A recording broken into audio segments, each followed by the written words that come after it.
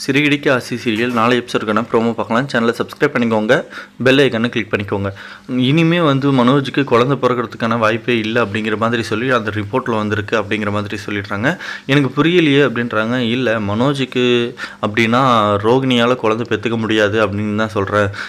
மனோஜால் பெற்றுக்க முடியாதுன்னு சொல்லலானே அப்படிங்கிற மாதிரி சொல்கிறாங்க. அதுக்கப்புறம் என்ன சொல்கிறீங்க அப்படின்றாங்க. ரிப்போர்ட்டில் இப்படி தான் இருக்குது அப்படிங்கிற மாதிரி சொல்லி டாக்டர் இவ்வளோ பேர் கொண்டு தூக்கி போடுறாங்க. எனக்கு புரியவே இல்லையே அப்படிங்கிற மாதிரி சொல்லி குழம்ப. அதுக்கப்புறம் இதுக்கு மேலே ரோகிணியாலும் உங்கள் வீட்டுக்கு வாரிசை பேர்த்து கொடுக்க முடியாது, இதுக்கு முன்னாடி பிறந்தா அது ஒரு குழந்தை மட்டும்தான் அப்படிங்கிற மாதிரி சொல்கிறாங்க. இதுக்கு முன்னாடி குழந்தையா அப்படின்ற போது ஆமாம், இதுக்கு முன்னாடி ஒரு பையன் பிறந்திருக்கே அப்படிங்கிற மாதிரி சொல்ல.